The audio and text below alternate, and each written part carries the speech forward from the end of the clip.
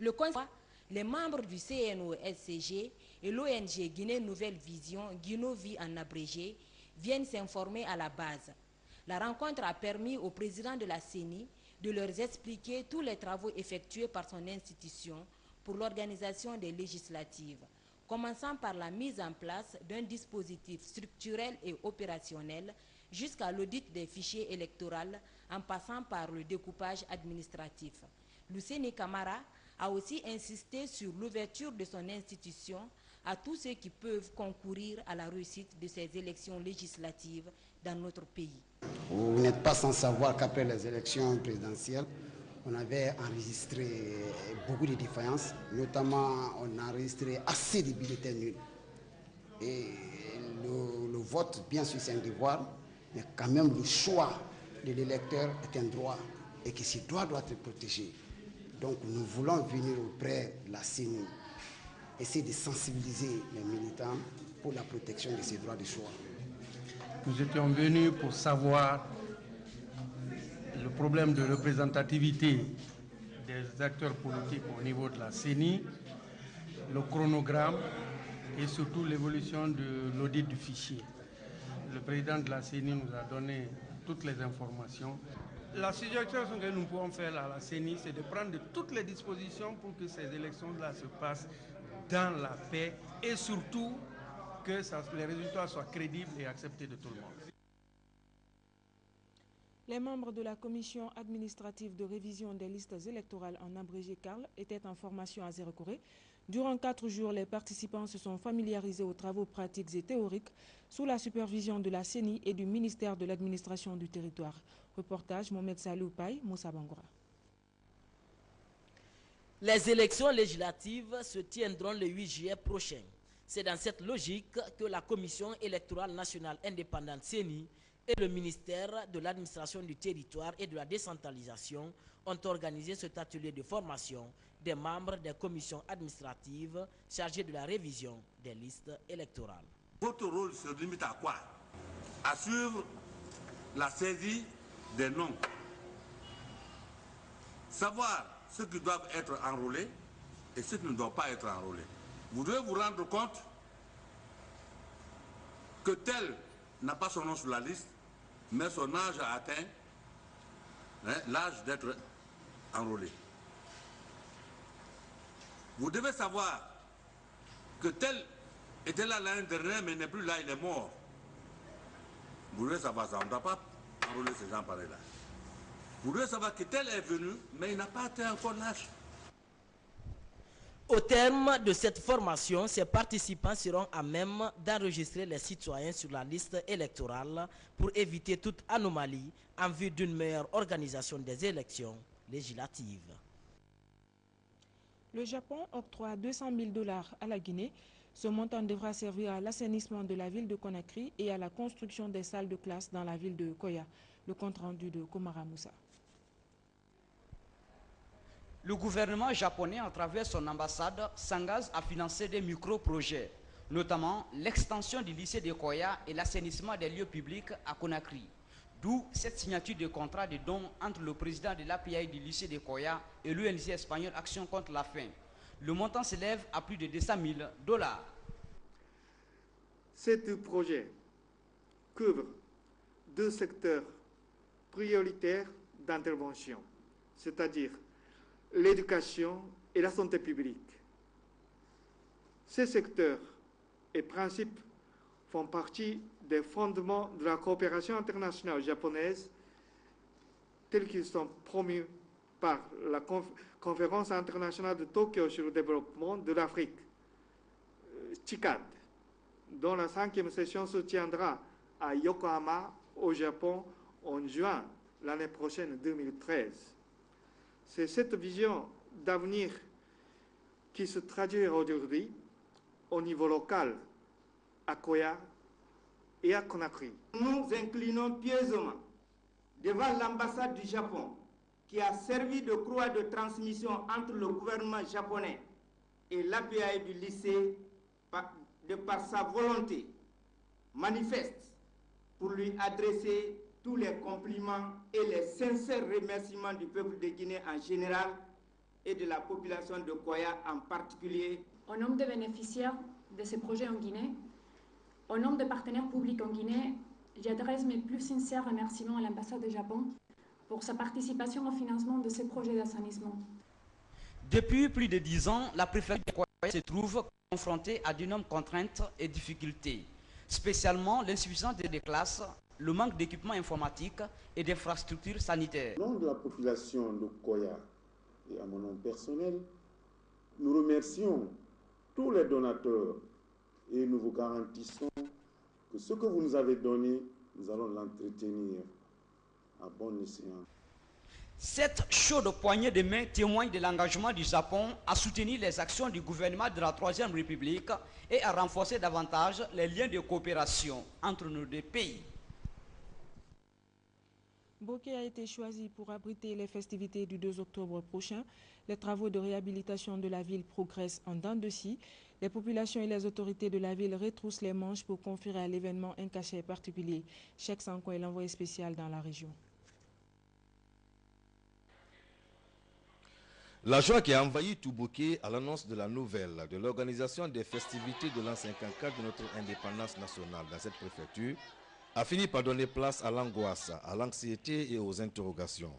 Aujourd'hui, le doute et l'inquiétude se lisent sur le visage de la plupart des Kakandeka à cause de l'allure imprimée aux travaux programmés et qui n'ont démarré que par endroits. Un simple regard suffit de conclure que rien ne semble être dans la dynamique de l'événement qui déjà se pointe à l'horizon.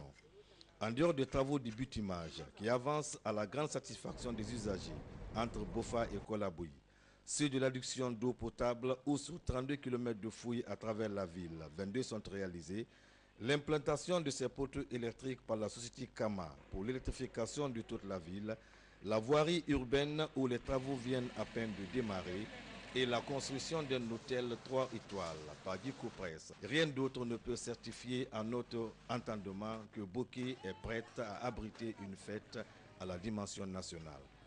Face à ce désagrément qui n'augure aucun espoir, les populations s'interrogent, même si l'optimisme est de mise chez les autorités qui continuent à y croire malgré le retard accusé.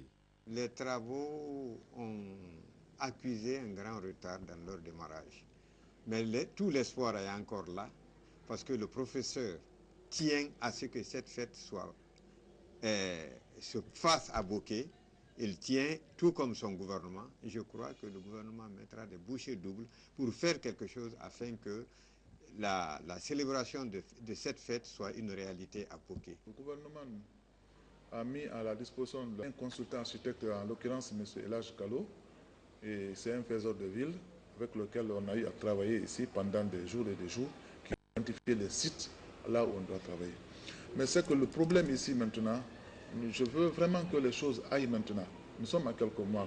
À 6 mois de la date fatidique, sans oublier que la grande saison des pluies, c'est pour très bientôt, la ville de Boké n'a ni courant électrique, ni eau potable dans sa grande majorité, ni de réseau fiable de téléphonie, ni de centre d'accueil, ni d'hôtel de haut standing à part le Kakandé Hotel, ni même une place publique qui pourrait abriter ces grandes festivités.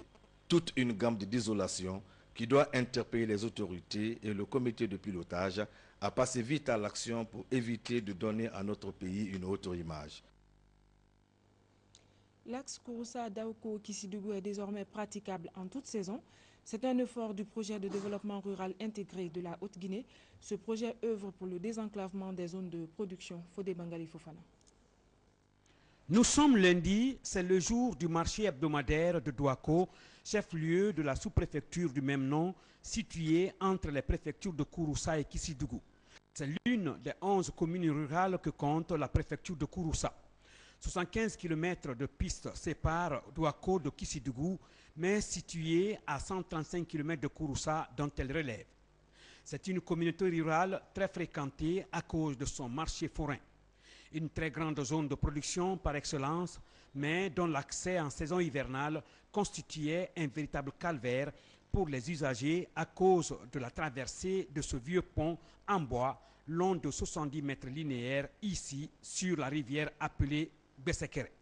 Dans le cadre de sa politique de désenclavement des zones de production, le gouvernement, à travers le ministère de l'Agriculture, a initié un projet appelé Projet de développement rural intégré en Haute-Guinée, qui vient de réaliser à la fois la piste et cet autre pont en béton armé à côté pour faciliter la circulation des personnes et de leurs biens. Un véritable ouf de soulagement pour les usagers pratiquant cette piste, mais aussi pour les paysans riverains.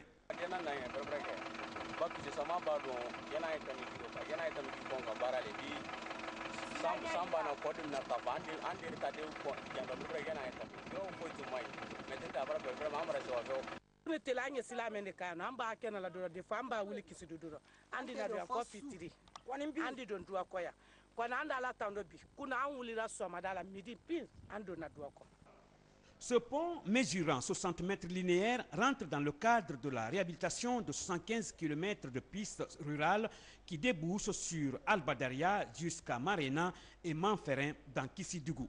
Les travaux de sa réalisation terminés, ce pont n'attend que sa remise officielle aux autorités. Un motif de satisfaction pour le coordinateur du projet PEDRI, un projet conjointement financé par le gouvernement guinéen et la Banque islamique de développement.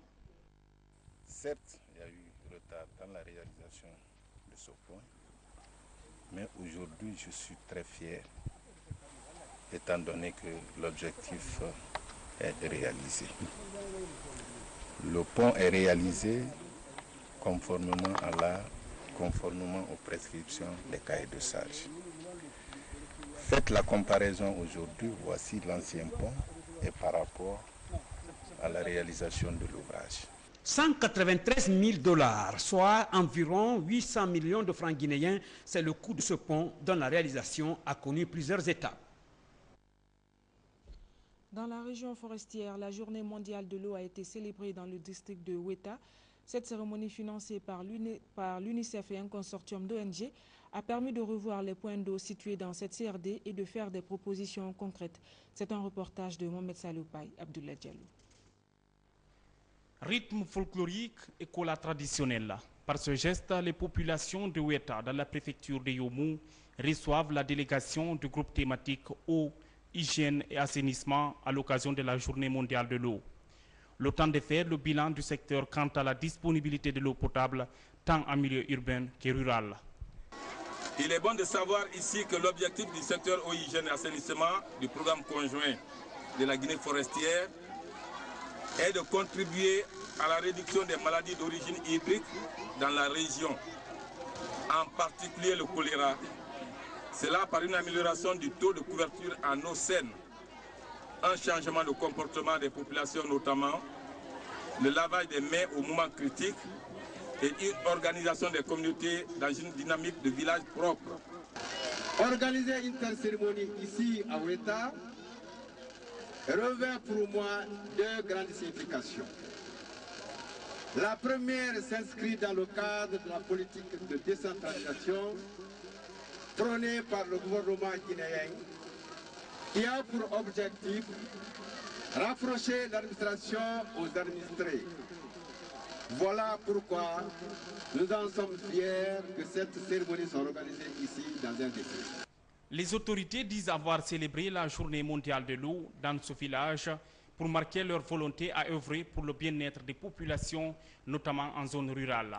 La délégation a en outre dénoncé la mauvaise gestion des ouvrages, l'inobservance des règles élémentaires d'hygiène et des vols répétés. Des actes qui ont privé du coup les populations en eau potable et leur retour aux sources traditionnelles. La présentation d'un sketch sur l'eau, le lancement des travaux de forage manuel, du dispositif de lavage des mains et la promotion du chlore dans la région ont marqué cette journée. À Conakry, un jeune de 18 ans a été surpris en train de profaner une tombe au cimetière de Wanindara. L'homme s'est présenté comme étant un apprenti féticheur. Il a été rattrapé dans sa fuite par les populations de Wanindara. Reportage Morikaba. Ce jeune homme de 18 ans, se disant apprenti féticheur, a été surpris en pleine journée en train de profaner la tombe d'un enfant au cimetière de Wanindara, secteur 5. Pourchassé par les populations, le soi-disant féticheur a tout de même réussi à récupérer une partie du corps qu'il garde dans ce sac, selon